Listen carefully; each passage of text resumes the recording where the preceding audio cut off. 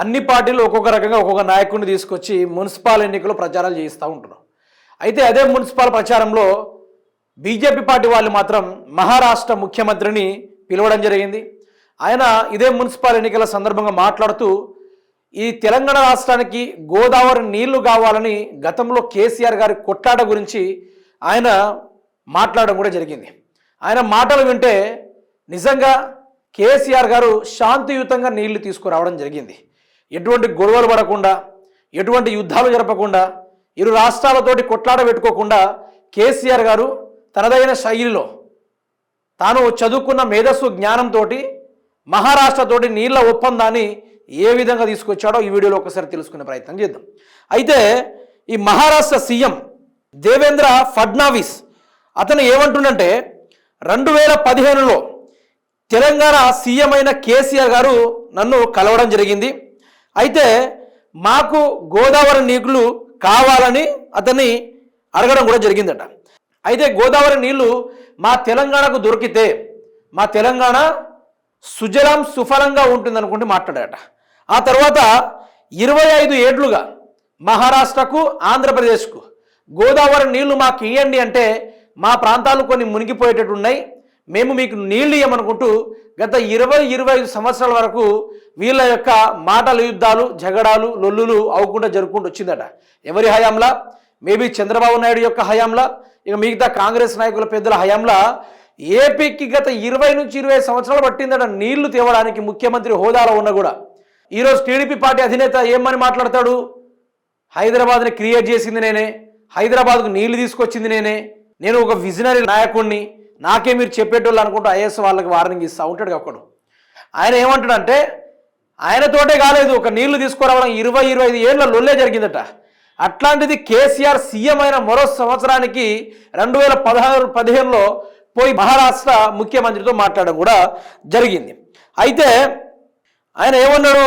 గొడవలు లేకుండా ఏం జరగకుండా కేసీఆర్ గారు ఏమన్నారంటే, మీరు మా పడోసి వాళ్ళు, అంటే మా రాష్ట్రం పక్కన వాళ్ళు అని కేసీఆర్ గారు తనదైన శైలిలో మాట్లాడడం కూడా అది. భారతదేశం అంతా ఒకటే, భారతదేశం అంతా ఒకటే.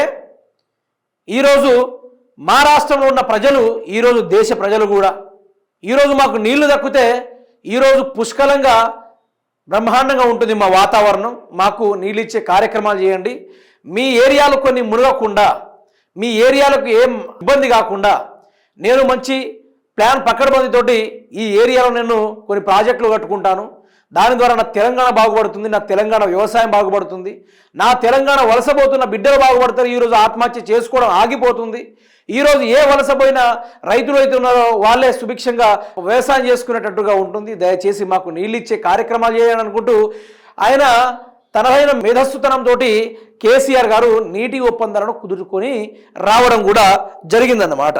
అయితే ఈ మహారాష్ట్ర సీఎంగా ఎక్కడ మాట్లాడారంటే విజయ సంకల్ప సభ మున్సిపల్ ఎన్నికల్లో బీజేపీ పార్టీ పిలిపించుకొని మాట్లాడడం కూడా జరిగింది. ఒక్కసారి ఆయన మాటలు వింటే ఎంత బ్రహ్మాండంగా ఉంటుందో మీరే వినండి. मैं महाराष्ट्र का मुख्यमंत्री था।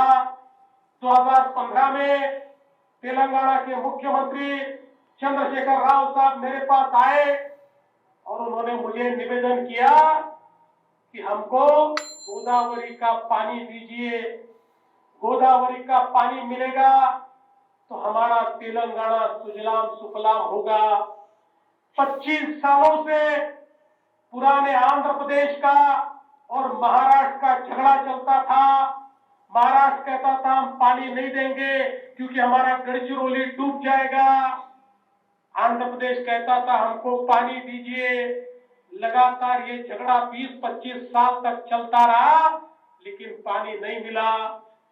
मैंने चंद्रशेखर राव साहब को कहा कि देखिए आप हमारे पड़ोसी हैं, ये भारत एक देश है, हम झगड़ना नहीं चाहते। तेलंगाना में रहने वाले लोग भी मेरे भारत के लोग हैं, अगर उन्हें पानी मिलता है तो मुझे बहुत खुशी है, मैं पानी देने को तैयार हूं। मैंने उनको समझाया कि आप थोड़ी सी हाइट अगर कम करेंगे। చూశారు కదా.